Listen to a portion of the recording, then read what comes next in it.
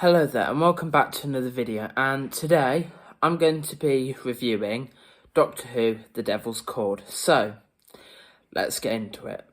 So what did I think of this episode? I really liked it.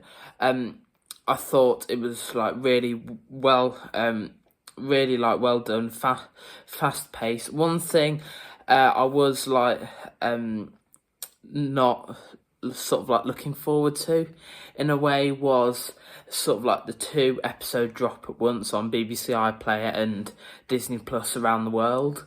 I just think it was a bad idea to do that, mainly because of like one episode would sort of shadow the other, if that makes sense. And I definitely think that it has done this. So the Devil's Chord is like much outshone the Space Babies, which is a shame, but I do think it would have happened if it aired sort of like weekly, but it probably would have happened just a bit less maybe. So what did I think of the villain? Maestro. I really liked her as a villain. Jinx Monsoon, I thought she played a really good villain. I hadn't seen her in anything. I know she's done she won the drag race thing that airs on BBC Three in the UK.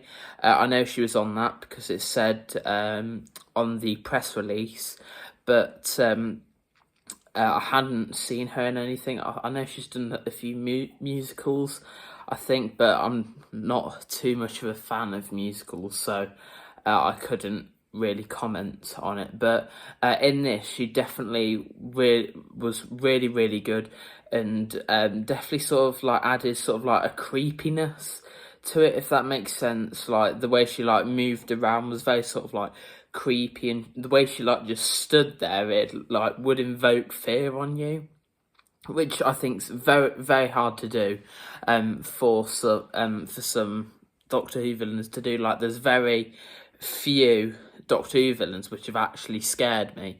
So yeah, I'm really glad that they did not disappoint. And some of her costumes, like the piano thing, I thought that was great. I'm not sure who the costume designer was, but they've done a beautiful job at this. And talking of costumes, we saw a brand new outfit for the Doctor and Ruby. We saw the Doctor in sort of like the blue suit thing. I thought that was really good. I love the sort of like the blue and white pinstripe, very 1960s. Love the way it looked on Shooty. I think we've seen like 3 or 4 costumes now, and every single one of them has looked absolutely amazing. And like the ones we've seen on like filming pictures and stuff, there isn't one costume which I've seen which looks bad. Like they've just nailed his look perfectly, so I think they should be really proud of themselves for that. Also as well, I loved Ruby's costume, which it sort of reminded me of Clara's in the promotion for Series 9, like when Ruby at the start of the episode was wearing sort of like that blue shirt with the like tartan coloured dungarees. I thought that was really good, and I really hope we do get to see that outfit return in the future, because so far I think that's her best outfit.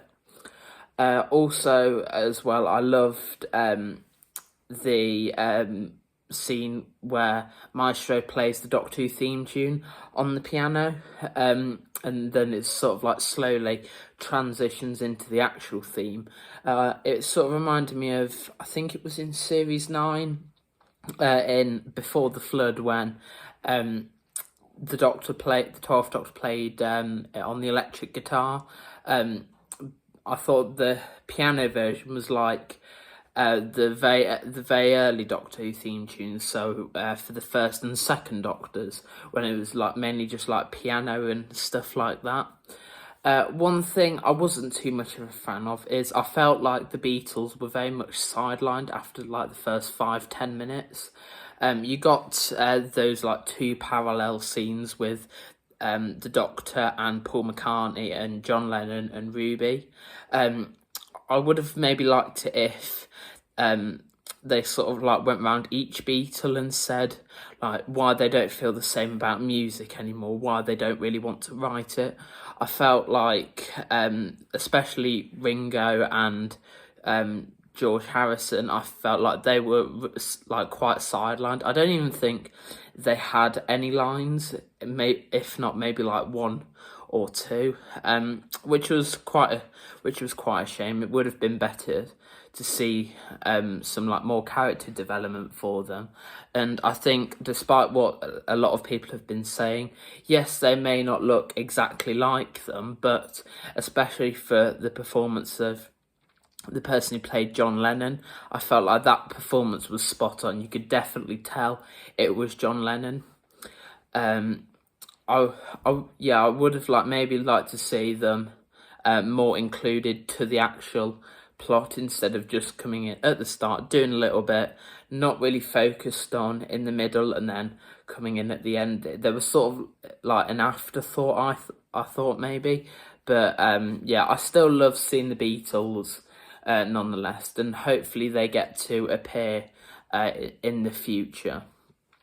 Also as well, I loved how the sort of like special effects are being used. I keep saying it in like my Space Babies review, my Church on Ruby Road review, and my 60th anniversary specials, but I love how they're using Disney Plus's budget for these episodes, especially with the London scene when you saw London being all destroyed, and I just think it looks absolutely amazing. I think they're filming it with sort of like screen thing, like if you've seen how they film The Mandalorian, like with the screen on like the edge of the set, like surrounding the actors, so they don't have to imagine as much like what they're acting against.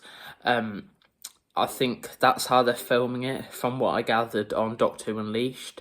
So yeah, I love how that like concept is, and hopefully it's like working well for the actors on set. Talking of the London scene, I thought the way it transitioned from London to the sort of piano scene, I thought was great.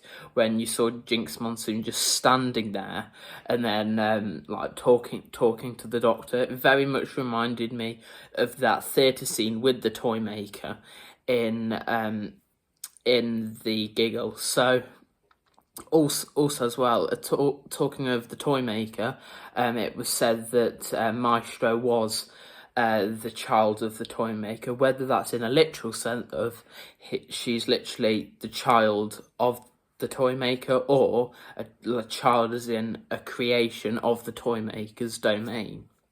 You can definitely see like a lot of parallels, like I said, with from the transition to from London to that sort of like piano scene, like in the Giggle, when it was that sort of like theatre puppet show when he like dangled like the companions and like snipped the strings, and the Spice Up Your Life scene and the sort of like marching band outfit. You can definitely see the sort of parallels in the story, which I really liked. I love seeing these like little parallels when two characters are connected. I think that's something that Doctor Who does really well.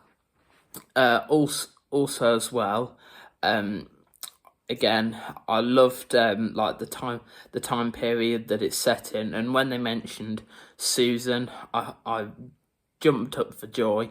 Like the way they explained Susan saying, "Oh, I lived over there, in a junkyard." I thought that was amazing, and I really hope that they bring Carol Ann Ford back as Susan. I think that would just be really good. And we also got some more hints into The One Who Waits, like as Maestro went back into the piano.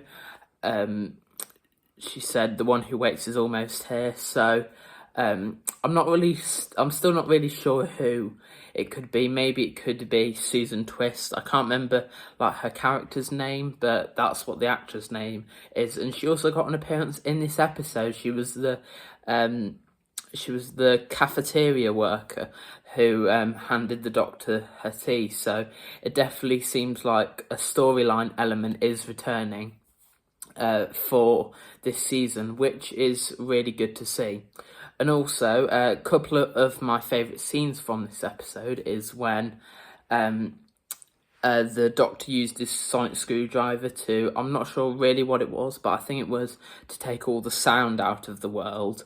And it was just sort of like silent for ages, which I thought was like done really, really well, to see sort of like Ruby's face, that there was like no sound in the world and she was like looking around like puzzled what was happening. I thought that acting was just spot on. And when you saw like the slow motion of like the tuning fork going into the puddle, and then sort of like the like water droplets from the puddle like throwing up into the air, I thought that was such a great effect. I'm not sure how they achieved it, but however they did it, I thought was absolutely amazing. Also, I love the scenes where they're doing that musical battle and the notes are flying everywhere, and they sort of like wrap around Ruby like what happened in the trailer. I love like how like she was like being strangled by like music, like the like 3 lines that music's written on, if that makes sense. I thought that scene was really good. And also the dance number, a lot of people didn't like it. A lot of people thought it was a bit too cheesy, but normally, like, I'm not usually a big fan of that, like, especially like stuff like musicals. I'm not really a big fan of that kind of stuff. But in this, I had such a fun time watching it. I was loving every minute, and like the song has been stuck in my head for like days after. And yeah, I just can't get it out of my head. And it was lovely to see Shooty and Millie singing and dancing and looking like they have having a really good time. So yeah, and can't wait for next week to watch Stephen Moffat's returning episode, Boom. So yeah, I'll try and get the review up my usual time after the episode has aired, but I might miss a week depending on what's going on and if I have time to sort of like record and prepare the video.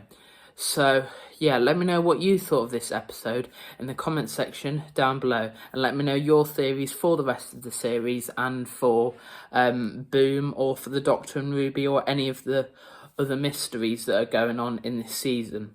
So let me know all that in the comment section down below, and hit the like button and subscribe, and I'll see you in the next video. Bye!